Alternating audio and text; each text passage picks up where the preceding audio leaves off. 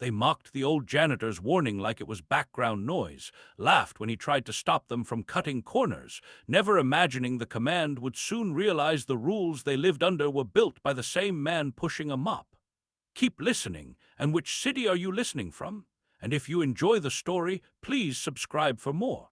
The motor pool at Fort Kessler woke up in layers. First the metal groan of bay doors, then the cough of diesel engines, then the steady rhythm of boots on stained concrete. And in the narrow service corridor that connected the maintenance bays to the supply cage, an elderly American man moved with quiet purpose, white beard trimmed, faded red shirt tucked into blue jeans, worn brown boots stepping carefully as he guided a yellow mop bucket past hazard signs most soldiers stopped seeing after their first week. His name on the cleaning schedule read Hale, but to the young soldiers he was just the janitor, the guy who swept up spilled absorbent, wiped grease off handrails, and replaced caution cones that somehow always went missing.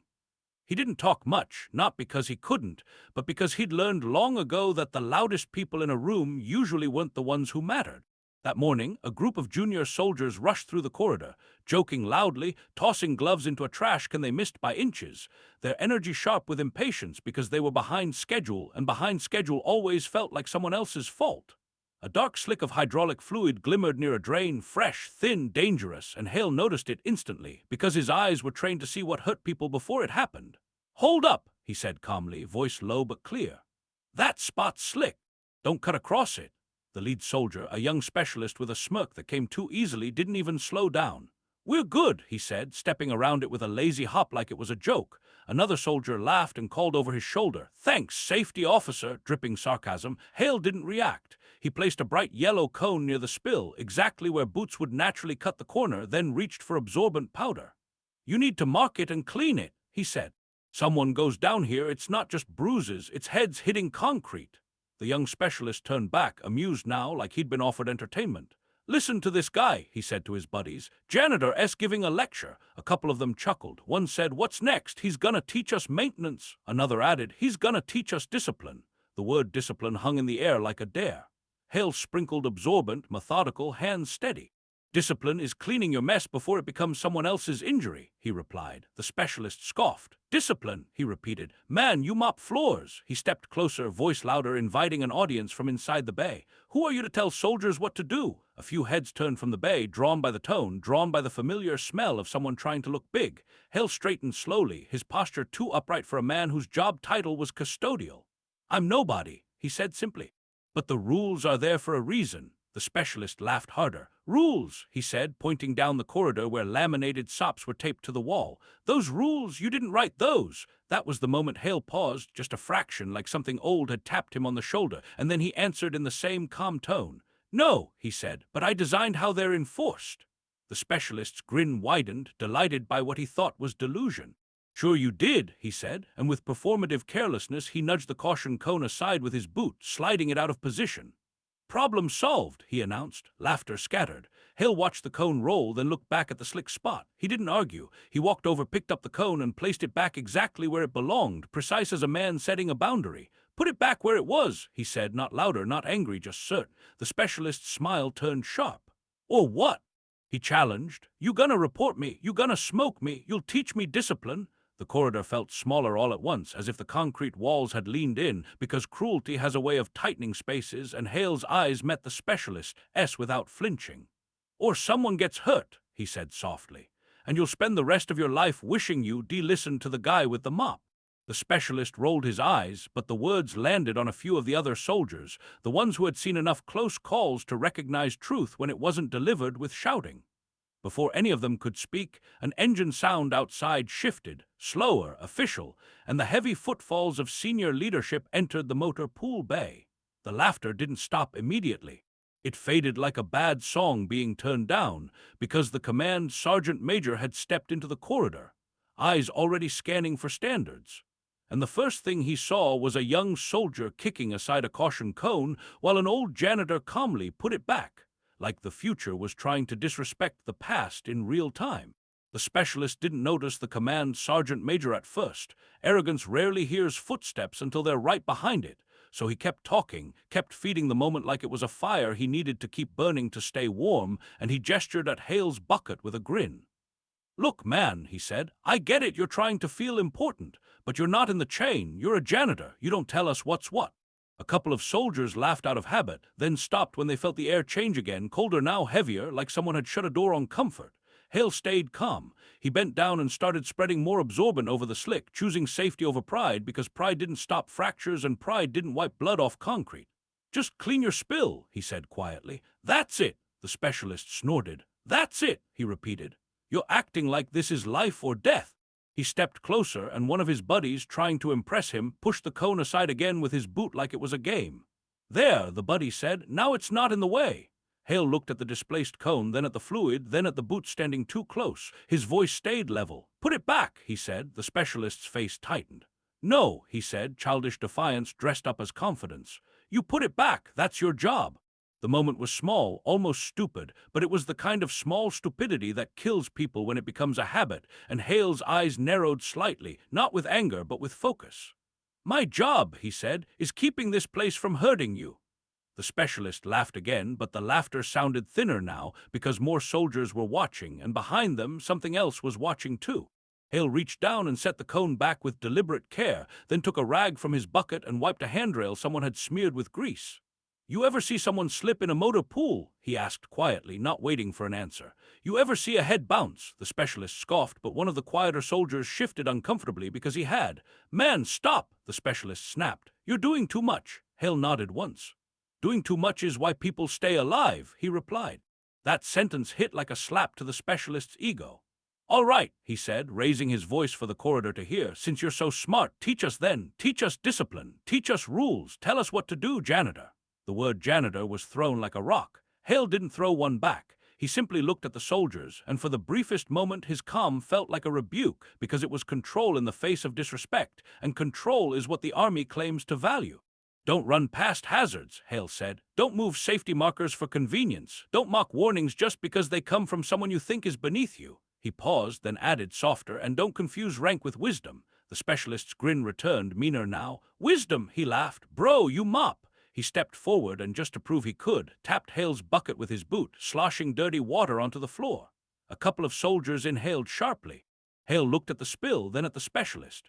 "You're making it worse," he said. The specialist shrugged. "Then clean it," he said, smug. It was at that exact moment the command sergeant major's voice entered the corridor, low and absolute. "What's going on here?" Everyone froze. Tools stopped clinking. Boots locked. The specialist snapped to attention, color draining from his face as he turned and saw the command sergeant major standing there, eyes hard, posture carved from authority. "Sergeant Major," the specialist started. "Be quiet," the command sergeant major cut in, not loud, just final. Then his gaze moved past the specialist and settled on Hale, and his expression shifted, subtle, immediate, like recognition reaching up from a buried place. "Sir," the command sergeant major said. The corridor felt like it lost oxygen. Soldiers glanced at one another. Nobody called the janitor, sir. Hale inclined his head politely. "Morning," he replied, calm as ever. The command sergeant major looked at the slick, the displaced cone, the absorbent, then back at the soldiers. "Who moved that cone?" he asked. No one answered. "Who mocked him?" he asked next, and the pressure in his voice made it impossible to hide behind silence. A younger soldier finally muttered, him, nodding toward the specialist. The specialist's throat worked. "Sergeant Major, we didn't know." "You didn't know what?" the command sergeant major asked quietly. "You didn't know you were supposed to respect people." The specialist tried again, voice cracking with panic. "We thought he was just what?" the command sergeant major pressed, and that's when the specialist realized there was no safe ending to that sentence. Hale stepped in gently, not to save the specialist from consequences, but to stop the moment from turning cruel. "It's fine," he said softly. "They're young." The command sergeant major's jaw tightened, because mercy from the person you disrespected is heavier than punishment, and he turned to a senior NCO nearby. "Get the commander," he ordered. "Now!" The corridor fell into a silence so complete that every soldier understood one thing clearly. Whatever Hale truly was, whatever history stood behind the mop and the faded red shirt, it had just reached the level of command. The word commander changed the shape of the corridor, turning it from a workspace into a place of accountability. And the soldiers could feel it in their throats, in the way their mouths went dry, in the way nobody dared shift their boots on the concrete. The specialist stared straight ahead, face pale, realizing too late that his joke had climbed a ladder he couldn't see, while Hale stood beside his bucket like he'd stood beside 1,000 problems in his life, calm, present, not asking for anyone to be punished, only insisting the hazard be treated seriously. The command sergeant major didn't take his eyes off Hale. He asked quietly, "How long have you been here, sir?" Hale paused, then answered, "Long enough." The simplicity made the command sergeant major's expression tighten further, like a file had just opened in his head. He glanced at the wall where laminated SOPs were posted, procedures for spill response, bay safety, equipment handling, then back at Hale. "Did you design this motor pool safety program?" he asked, voice careful, almost disbelieving. Hale didn't confirm it, didn't deny it either. "I helped," he said. The corridor went even quieter because that was not a janitor's answer. The specialist swallowed hard. "Sergeant Major," he started again. "Not another word," the command sergeant major said, and the specialist shut his mouth so fast his jaw clicked. The command sergeant major turned to the group of soldiers watching from the bay. "Everyone stay where you are," he ordered. "Nobody leaves, nobody touches anything." Then he faced Hale again. "Sir," he said, softer now, "I'm sorry they treated you like that." Hale gave the smallest shake of his head. "Don't be," he replied. "Correct it, that's all." Something about those words, "correct it," carried the weight of someone who had corrected entire formations with a single sentence, and it made even the older NCOs stiffen, sensing that they were in the presence of a standard, not a role. Minutes stretched like hours. The soldiers stood locked in their own shame, staring at the caution cone as if it were now a monument to the stupidity of ego, and the specialist's eyes flicked once toward Hale's boots, worn, scuffed, grounded, then back forward, afraid to be caught looking. The sound of approaching footsteps finally returned, heavier and more controlled than before, and the base commander stepped into view with 2 officers behind him, his gaze already sharp with questions. "CSM," he began, then stopped when he saw Hale. The commander's face changed instantly. Recognition so strong it looked like shock, and for a heartbeat no one moved, because the commander's reaction carried more information than any introduction. Hale stood still, expression neutral, as if he didn't want the spotlight. The base commander took one slow step forward, eyes fixed on Hale with the kind of respect that doesn't come from rumor, and the command sergeant major straightened beside him like a man bracing for a moment he knew mattered. The commander's lips parted as if to speak a name, but he held it back for one last second, turning his eyes to the soldiers instead, letting them feel the suspense, letting them understand that something bigger than their mouths had just arrived. Then the commander looked back at Hale, and the corridor seemed to tighten around the pause, the kind of pause that comes right before history speaks aloud. The base commander removed his cover without hesitation and snapped to attention so sharply that the motion itself sounded like discipline, then raised a salute toward the old janitor that stopped every soldier's breath in the corridor. "Sergeant Major Robert Hale," the commander said clearly, voice firm with respect, "United States Army, retired." The name slammed into the corridor like a steel door closing. The specialist's face drained of color so fast it looked unreal, because Robert Hale was not a random retiree. Robert Hale was the name printed at the bottom of motor pool standards, safety enforcement memos, disciplinary guidance posted on walls and quoted by NCOs who had never met the man who wrote them. It was the name associated with non-negotiable and zero tolerance. The name older leaders spoke like a warning when someone got sloppy. Hale stood there in a faded red shirt and worn boots, holding a mop, while the base commander held his salute like it was an honor earned in blood. Behind the commander, officers and senior NCOs followed, salutes snapping up in unison, the corridor transforming into a silent formation without anyone calling it. Hale looked almost uncomfortable, eyes flicking briefly toward the spill, as if the hazard mattered more than the recognition. He returned the salute slowly, perfectly, the movement so precise it erased any lingering doubt. The commander lowered his hand and turned to the frozen soldiers. "You mocked him," he said, voice calm but heavy. "You ignored his warning, you moved the cone." His eyes narrowed. "You laughed at the man who designed the enforcement system you operate under." The specialist swallowed hard, finally forcing out the words he'd tried to hide behind earlier. "Sir, I didn't know." The commander stared at him. "You didn't know because you didn't care to know," he said. "You saw a janitor, you decided the person didn't matter." He gestured toward Hale. "This man prevented accidents before you ever arrived. He wrote standards because he watched what happens when standards don't exist." Hale stepped in gently, voice low. "That's enough," he said. "Don't crush them, teach them." The commander's expression softened by a fraction, because that kind of restraint could only come from someone who truly understood leadership. The command sergeant major looked at the specialist with quiet fury held behind professionalism. "You asked who wrote the rules," he said. "You're looking at him." The corridor stayed silent, not ordered, not forced, but stunned into stillness by the contrast. how the most authoritative figure they'd met that day stood in worn boots with a mop, and how the young soldiers who had laughed now looked like men who had just met consequence in its truest form. The realization that respect isn't about uniforms, it's about what someone has carried and who they've protected long before you were even here. The commander didn't yell, because yelling would have been too easy, too shallow for what needed to be fixed, and instead he let the silence do the work for a moment longer, allowing the young soldiers to feel the full weight of their own behavior without the comfort of distraction.